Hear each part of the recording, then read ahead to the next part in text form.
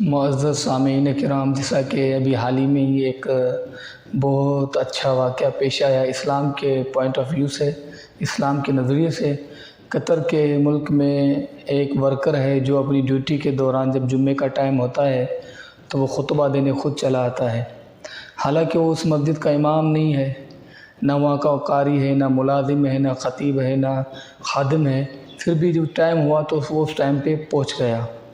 اس واقعے سے، اس کے عمل سے ہمیں جو نصیحت ملتی ہے، جو ہمیں درس ملتا ہے، وہ یہ ہے کہ ہم کسی بھی فیلڈ میں کیوں نہ ہو، انجینئر ہوں یا ڈاکٹر ہوں یا کوئی میڈیکل میں ہے، کوئی سائنسٹسٹ ہے، لیکن ہم مسلمان ہونے کے حساب سے، مسلمان اسلام کے ناطے سے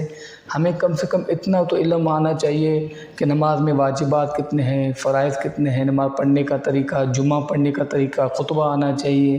نماز پڑھانا آنی چاہیے، کم سے کم قرآن پاک کی چند آیات یاد ہونی چاہیے، کچھ چھوٹی صورتیں یاد ہونی چاہیے، نماز جنازہ آنی چاہیے۔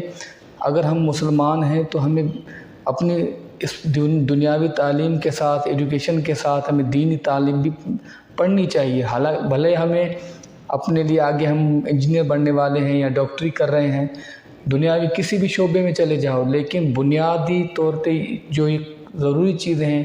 ہمارے لیے پڑھنے کے لیے، وہ ہمیں پڑھنی چاہیے۔ اسی حساب سے ہم جہاں کہیں بھی ہو، جب بھی ہمیں کوئی ایسا موقع ملے، منظر ملے، ہمیں اپنا دین ظاہر کرنا چاہیے، ہمیں سامنے آنا چاہیے، اپنا دین کی باتیں بتانی چاہیے۔ ہمیں بھی لوگوں کو بتانا چاہیے کہ ہم کسی بھی فیلڈ میں ہیں، ہم کسی بھی سچویشن میں ہیں، لیکن ہم کبھی بھی اپنے دین کو نہیں چھوڑیں گے۔ ہمارا اسلام ہے، اسلام کو ہم پھیلائیں گے، اسلام کے پیغام کو لوگوں تک پہنچائیں گے۔ یہی واحد ذریعہ ہے ہمارے لیے، ہمارے ایمان کے لیے، کہ کسی بھی ہم کنڈیشن میں ہو، کسی بھی فیلڈ میں ہو، ہمیں اپنے اسلام کو کبھی نہیں بھولنا چاہیے۔